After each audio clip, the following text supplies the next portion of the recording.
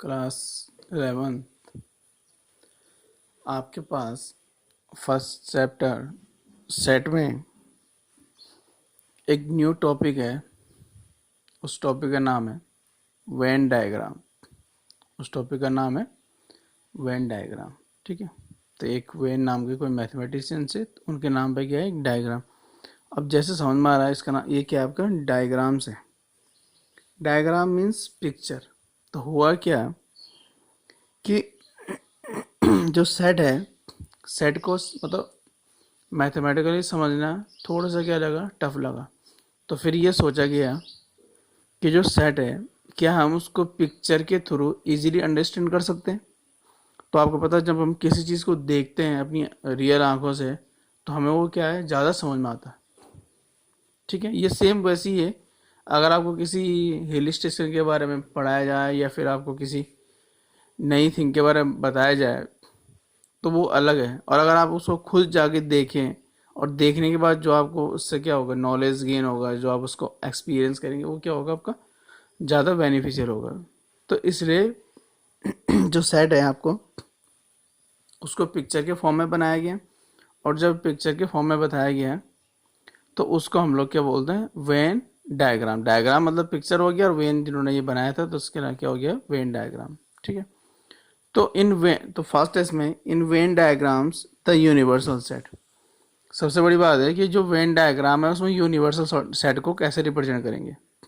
तो सेट, अभी मैंने आपको लास्ट टाइम बताया, यूनिवर्सल जो सेट होता है आप उसको चाहे तो कैपिटल यू बना सकते हैं ऐसा करके, या फिर आप इस टाइप से डायग्राम बना सकते हैं जैसे ये बना हुआ आपका ऐसा करके। तो ये जैसे आपको सुटेबल लगे आप वैसे बना सकते हैं। हर बुक में ये सिंबल जो होता है वो अलग अलग होता है। बस ये कि आपको समझ में आना चाहिए कि आपने जो सिंबल बनाया है वो यूनिवर्सल सेट का है। तो set, universal set is represent by points with in a rectangle. एक जो रेक्टेंगल है उसके अंदर के जितने भी पॉइंट्स होंगे उन सबको क्या होगा, आपका यूनिवर्सल सेट बोलेंगे। उन सबको क्या बोलेंगे, यूनिवर्सल सेट बोलेंगे। ये जो रेक्टेंगल है, वो जो पूरा रेक्टेंगल है उसको क्या बोलेंगे हम लोग, यूनिवर्सल सेट बोलेंगे। And its subsets are represented by points in closed curve. और इसके जो सबसेट होंगे, किसके सबसेट होंगे, यूनिवर्सल सेट, उनको हम लोग क्लोज्ड कर्व से दिखाएंगे। क्लोज कर्व यूजुअली हम लोग सर्कल्स बना देते हैं क्योंकि अच्छा लगता है दिखने में, विद इन द रेक्टेंगल। तो यानी कि जो आपका रेक्टेंगल है वो पूरा रेक्टेंगल आपका यूनिवर्सल सेट हो गया, और उसके अंदर जो सेट बना रखे आपने वो क्या हो जाएंगे, आपके सबसेट हो जाएंगे, किसके, उस यूनिवर्सल सेट के विद इन द रेक्टेंगल। ठीक है, तो जरा इसको समझते हैं। If a set capital A आपके पास एक सेट है, is a subset of a set capital B. वो सबसेट है किसका, एक सेट है कैपिटल बी का। Then the circle representing A is drawn inside the circle representing B। तो अब A किसका सबसेट है, B। तो जो A है हम लोग A को किसके अंदर बनाएंगे, B के अंदर बनाएंगे। बस सिंपल सी बात है, ये एक सेट है A। अब ये किसका सबसेट है, B का, यानी कि ये जो A है ये पूरा किसके अंदर है, आपका B के अंदर है। ये ऐसा बना देंगे। और ये जो है आपका B, ये जो बी खुद किसके अंदर है, यूनिवर्सल सेट के अंदर है। तो जब बी यूनिवर्सल सेट के अंदर, ए किसके अंदर है, बी के अंदर, इसका मतलब क्या होगा, जो आपका ए बी है वो भी किसके अंदर हो जाएगा, यूनिवर्सल सेट के अंदर। तो इस टाइप से रेक्टेंगल बना देंगे बाहर से, तो ये हो गया आपका यूनिवर्सल सेट। आ रहा समझ में। तो इसका डायग्राम ये बना हुआ आपका। आपने क्या करना है, एक रेक्टेंगल बनाना। तो वेन डायग्राम में हमेशा यूनिवर्सल सेट क्या होगा, आपका रिप्रेजेंट होगा। उसको क्या बना देंगे हम लोग, रेक्टेंगल बना देंगे। उसके अंदर आपने क्या बना दिया, एक सेट बना दिया। उस सेट को लिख दिया मैंने बी। अब जो ए सेट है वो क्या, बी का सबसेट, यानी कि जो ए है वो भी किसके अंदर हो जाएगा, आपका बी के अंदर हो जाएगा। तो यही क्या होता है, आपका वेन डायग्राम होता है। इसी को क्या बोलते हैं, वेन डायग्राम। आई होप कि आपको समझ में आ रहा होगा। तो ये था आपका वेन डायग्राम। थोड़ा सा और समझते हैं इसको। If A and B are not equal, यानी कि ए और बी जो दो सेट हैं दोनों इक्वल नहीं है, यानी कि दोनों में सेम एलिमेंट नहीं है।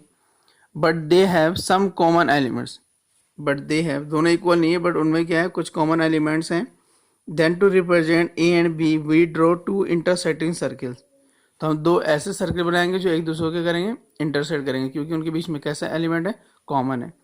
तो ये बनाया हमने एक रेक्टेंगल, ये यूनिवर्सल सेट हो गया पूरा रेक्टेंगल, एक सेट बी है एक सेट बी है, और ये आपको दिख रहा है दोनों में कॉमन। तो ये जो कॉमन है ये वो एलिमेंट है जो ए के अंदर भी है और साथ में किसके अंदर है, बी के अंदर भी है, लेकिन ए किसके इक्वल नहीं है, बी के इक्वल नहीं है। दूसरा देखते हैं, if A and B are two disjoint. Disjoint मतलब होता है डिफरेंट, जो दो एक जैसे नहीं है।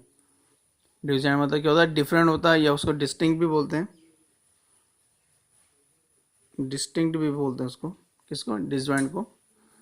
Disjoint sets are represented by two non intersecting circle. और अगर ए और बी दो ऐसे सेट है जो डिफरेंट है, यानी ना उनमें क्या कोई कॉमन एलिमेंट है ना एक दूसरे के सबसेट है, यानी कोई, तो उनको कैसे, उनको क्या दिखाएंगे हम लोग, नॉन इंटरसेक्टिंग सर्कल से दिखाएंगे। यानी कि पहले आपने एक रेक्टेंगल बनाया, उस रेक्टेंगल को बोलते हैं यूनिवर्सल सेट बोलते हैं, क्योंकि आपको पता है यूनिवर्सल सेट के अंदर क्या होता है, दुनिया के सारे सेट उसके अंदर होते हैं। यानी जिस कॉन्सेप्ट, जिस कॉन्टेक्स्ट में आप सेट को देख रहे हैं, उन सेट के लिए एक यूनिवर्सल सेट हमेशा क्या होता है, प्रेजेंट होता है, और उस सेट के अंदर सारे सेट होंगे, उस जो यूनिवर्सल सेट होता है उसके अंदर क्या होते हैं, सारे सेट होंगे। तो एक सेट ए है, दूसरा सेट क्या आपका बी है, और आपको पता है जो सेट होंगे, यानी ए भी किसका सबसेट होगा, यूनिवर्सल सेट का होगा, और बी भी किसका सबसेट होगा, यूनिवर्सल सेट का होगा। दोनों में कोई भी एलिमेंट क्या नहीं है, ए और बी में कोई एलिमेंट कॉमन नहीं है। तो ये क्या आपके पास, मतलब कहने का मतलब समझ रहे हो आप यहाँ से, ये जो रेक्टेंगल है ना, इसके अंदर ये दिख रहा है आपको, ये जितना एरिया है रेक्टेंगल, जितना एरिया दिख रहा है वो सारे किसके एलिमेंट है, यूनिवर्सल सेट के अंदर है। और जब मैंने यहाँ सर्किल ड्रॉ कर दिया, यानी कि इस सर्किल के अंदर जितने भी एलिमेंट आएंगे वो सब किस सेट में रख दिया, उनको ए में रख दिया। यहाँ एक सर्किल ड्रॉ कर इस सेट के अंदर की जो एलिमेंट, ये एलिमेंट होंगे, ये किसके अंदर आगे, बी के अंदर है। तो भाई अल्टीमेटली ए किसके अंदर होगा, बी के अंदर, ए किसके अंदर होगा, यू के अंदर होगा, यानी यूनिवर्सल सेट के अंदर होगा, और बी भी किसके अंदर होगा, यूनिवर्सल सेट के अंदर होगा। तो ये सारा किसका कॉन्सेप्ट था, वेन डायग्राम का कॉन्सेप्ट था। आई होप कि आपको समझ में आ रहा होगा। कोई डाउट है तो आप पूछ सकते हैं, बट इतना ज़्यादा टफ नहीं है, बस सिर्फ आपको ये देखना है कि यूनिवर्सल सेट को हमें किससे दिखाना है, रेक्टेंगल से रिप्रेजेंट करना है, और बाकी जितने भी सेट होंगे या यूनिवर्सल सेट के जितने भी क्या होंगे, सब सेट होंगे, उन सबको हम क्या दिखाएंगे, क्लोज्ड सर्किल से रिप्रेजेंट करने वाले। ठीक है, आगे बढ़ते हैं। अब यूनिवर्सल सेट के थ्रू आपने देखा होंगे मैथ्स में 4 टाइप्स के ऑपरेशंस होते हैं। ठीक है, एडिशन होता है, सब्ट्रैक्शन होता है, मल्टीप्लिकेशन होता है, और डिवीजन होता है।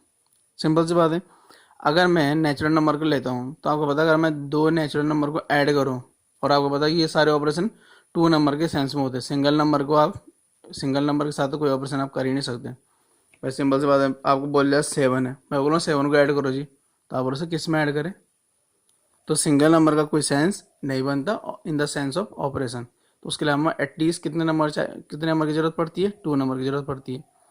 तो मैथ्स में ऑपरेशन होते हैं, 4 ऑपरेशन होते हैं। ये जो 4 ऑपरेशन होते हैं, लेट्स सपोज आपके पास 6 है, मैं बोला आपके इसमें 5 ऐड करो तो कितना आएगा जी, 11। तो अगेन 11 पे क्या एक नेचुरल नंबर हो जाएगा, 8 + 3 करेंगे फिर भी 11 हो जाएगा। तो यानी कि दो, जब हम नंबर को क्या करेंगे, ऐड करेंगे, सब्ट्रैक्ट करेंगे, तो कुछ इस टाइप से चीज़ें मिलने वाली है, यानी अगेन आपको क्या मिलेगा, नंबर ही मिलने वाला है। तो सेम क्या होता है, जब हम लोग सेट में ऑपरेशन करते हैं, तो सेट में ऑपरेशन का मतलब अगर हमने 2 सेट में कोई ऑपरेशन किया, तो नया जो आपको मिलेगा, उसका जो आउटकम मिलेगा वो फिर से क्या होने वाला है, सेट ही होने वाला। ऐसा नहीं होगा कि वो सेट नहीं होगा, यानी कि सेट ही होगा। आप उसको ऐड करें, सब्ट्रैक्ट करें, तब भी क्या मिलेगा आपको, सेट मिलेगा। ठीक है, तो ऑपरेशन ऑन सेट्स में फर्स्ट ऑपरेशन होता है आपका, वो है यूनियन ऑफ सेट्स। बहुत इंपॉर्टेंट है ये, जब तक आप लोग मैथ्स स्टडी करते रहोगे फर्दर आगे तक, ये हमेशा काम आते रहेंगे आपके। ऐसे नहीं कि 11th में तो यही काम आएगा, आगे काम नहीं आएगा, 12th में भी काम आएगा, उसके बाद हायर स्टडी में जाओगे वहाँ भी ये सब चीज़ें काम आने वाली हैं। तो यूनियन ऑफ सेट्स, तो यूनियन ऑफ सेट में देखते हैं क्या होता है, let A and B 2 sets. तो ए और बी के आपके पास 2 सेट्स हैं। The union of A and B is the set of all those elements which belong to either to A or to B. तो A और B आपके पास क्या हो गया, A and B आपके पास 2 सेट्स हैं।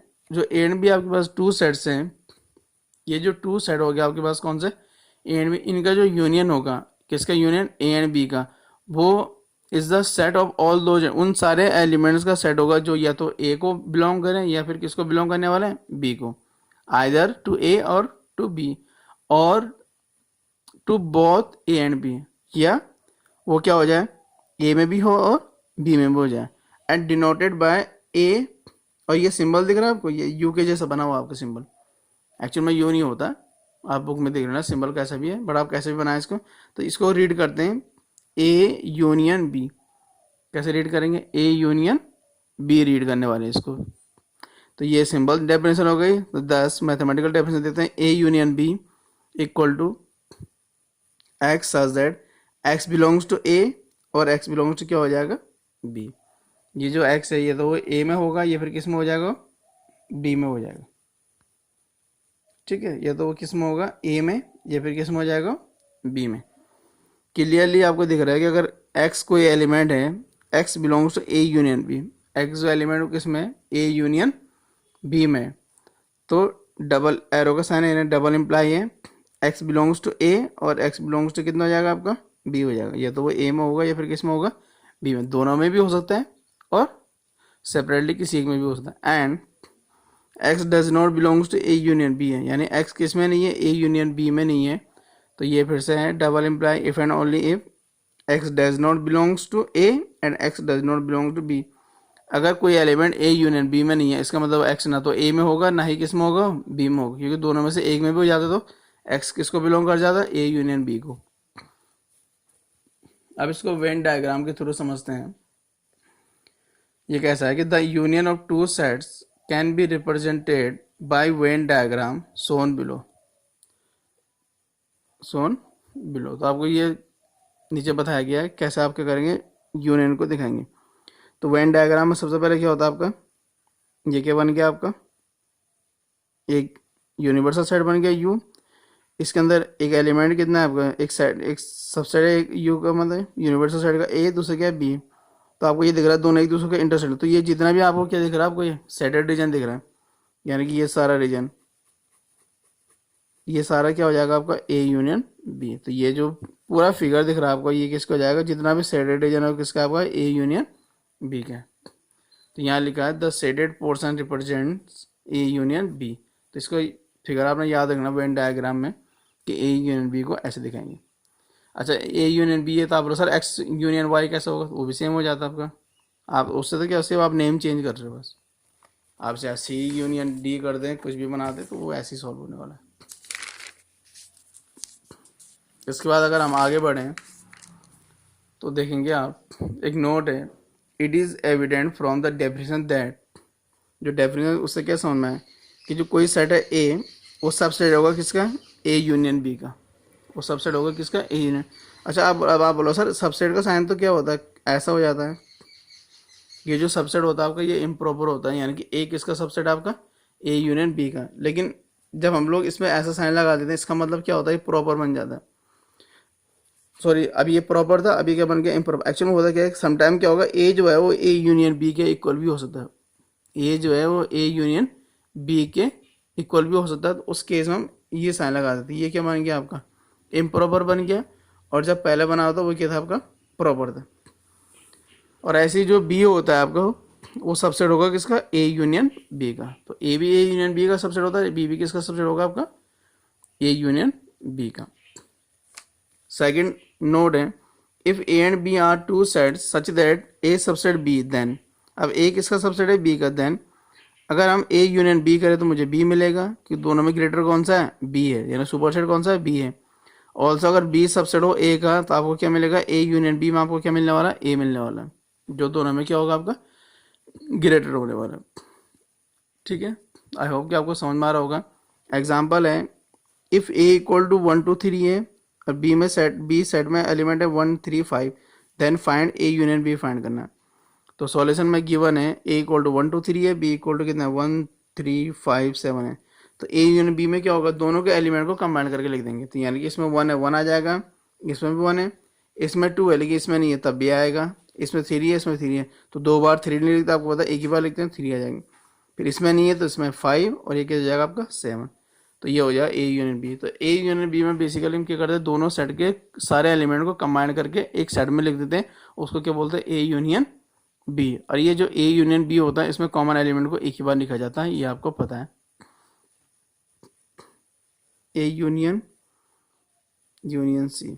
तो एक सेकंड एग्जांपल ले रहा हूँ, ए इक्वल टू 1 2 3 है, बी इक्वल टू 3 5 है और सी इक्वल टू कितना है 4 7 8 है। Then find A union B union C. इस बार 3 एलिमेंट का हमने क्या फाइंड करना है, यूनियन। तो सॉल्यूशन में क्या हो जाएगा, गिवन ए इक्वल टू 1 2 3 है, बी इक्वल टू 1 3 5 3,5 है, सी जो सेट है उसमें क्या है 4 7 8 है। तो A union B union C. तो आपने क्या करना है, ये तो आप पहले क्या करो, ए यूनियन बी अलग से फाइंड करते हैं और जितना आएगा उसको सी में। ये एक तरीका। दूसरा तरीका क्या है कि आप A union B union C को एक साथ फाइंड करें, यानी ए के एलिमेंट, बी के और सी के सारे एलिमेंट को एक साइड में एक कंबाइन करके एक साइड में लिख दें और उसको बोलेंगे हम A union B union C. तो इसमें 1 है 1 आ गया, इसमें 2 है 2 आ गया, इसमें 3 है, इसमें भी 3 है, तो 3 एक ही बार आएगा। उसके बाद फिर इसमें 4 है 4 आ जाएगा, फिर 5 इसमें 5 आ जाएगा, फिर 7 है, फिर 8 है। तो ये हो जाएगा आपका ए यूनियन बी। यानी कि ए बी सी जो 3 सेट्स है आपके, 3 सेट के हमने सारे एलिमेंट को कंबाइन करके लिख दिए और जो कॉमन थे उनको सब हम लोग एक ही बार लिखेंगे, क्योंकि आपको पता है कि कभी भी किसी भी सेट में एलिमेंट रिपीट नहीं होते हैं। ठीक है, एक और नोट, इसमें नोट 3 है। नोट 3 कुछ ऐसा है आपके पास, अभी जैसे हमने बोला ना कि 3 सेट का यूनियन भी हो सकता है, तो 3 का हो सकता है, इसका मतलब 4 का भी हो सकता है, इसका मतलब 4 का भी हो सकता है, इसका 5 का भी हो सकता है, इसका मतलब 10 9 100 200 जितने भी होंगे उन सबका यूनियन हो सकता है। तो उसके लिए एक नोट है, tip A1, A2 dead S AN, यानी कि आपके पास कितना हो गया, n सेट हो गए। n क्या होता है, आपका जनरल नंबर को रिप्रेजेंट करता है, आप n की जगह कोई भी नंबर ले सकते हैं। Is a finite family of set, is a finite family of sets, then their union is denoted by, और ये यूनियन का साइन बना दिया हमने, i इक्वल टू 1 to कितना हो गया आपका n हो गया, और यहाँ के लिख दिया आपने कैपिटल A और बेस पे क्या है i बेसिकली क्या होता है, i की जगह में आप 1 से लेके n तक नंबर लगाएंगे तो आपको ये सारे सेट मिल जाएंगे। और इसको ऐसे लिख सकते हैं A1 union A2 union A3 dotted union dotted S union AN, या it implies union i equal to 1 to n हो गया, AI हो गया, इज इक्वल टू हो जाएगा आपका A1 union A2 union A3 union dotted S union AN। ठीक है, एक एग्जांपल है जो मैं आपको लिख रहा हूँ, ये आपको खुद सॉल्व करना है। इफ़ A इक्वल टू 2 4 6 8 10 है एंड बी आपके पास क्या है 2 4 इतना एलिमेंट है, देन फाइंड आपको ए यूनियन बी फाइंड करना है। और जब आप ए यूनियन बी फाइंड करेंगे तो मुझे उसके बाद आप ये समझना है कि क्या जो ए है वो ए यूनियन बी का सबसेट आ रहा है, और जो बी है क्या वो ए जो बी है आपका जो बी है क्या वो ए यूनियन बी का वो भी सबसेट है या नहीं है, ये चेक करना है। फिर इसके बाद जब से आप सॉल्व करें, इसके बाद ये आए some properties of the operation of union, some properties of the operation of union. कुछ प्रॉपर्टीज हैं यूनियन की। फर्स्ट प्रॉपर्टी है A union B equal to B union A होता है, ये आपको पता है कम्यूटेटिव लॉ बोलते हैं इसको। अगर आपने ए का बी के साथ यूनियन किया, बी का ए के साथ यूनियन किया, दोनों इक्वल होंगे। सेकंड है ए यूनियन बी है और यूनियन सी है, दो का यूनियन पहले एक साथ करेंगे फिर थर्ड के साथ करेंगे। तो ये सेम ऐसी है कि आपने पहले बी यूनियन सी फाइंड किया और फिर उसको किसके साथ यूनियन कर दिया, ए के साथ, तो इसको बोलते हैं एसोसिएटिव लॉ। थर्ड वन है आपका A union phi equal to A होता है, क्योंकि इन दोनों में ग्रेटर कौन है आपका, ए है, तो हमेशा जब हम लोग यूनियन करें तो ग्रेटर वाला सेट आएगा, तो लॉ ऑफ आइडेंटिटी एलिमेंट बोलते हैं इसको। फोर्थ है ए यूनियन ए का ए के साथ यूनियन करेंगे तो उससे क्या बोलेंगे, ए आएगा, इसको बोलते हैं आइडेम्पोटेंट लॉ। और फिफ्थ आपका यूनिवर्सल सेट का अगर हम ए के साथ यूनियन करें तो हमेशा क्या मिलेगा, मुझे यूनिवर्सल सेट मिलेगा, क्योंकि यूनिवर्सल सेट तो आपको क्या सभी के लिए क्या हो जाएगा, सुपर सेट हो जाएगा। इसको बोलते हैं law of universal set.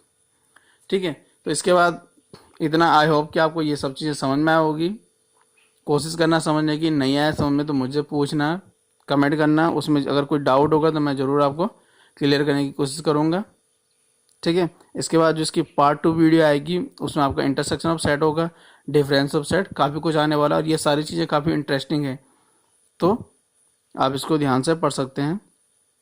Thank you class 11।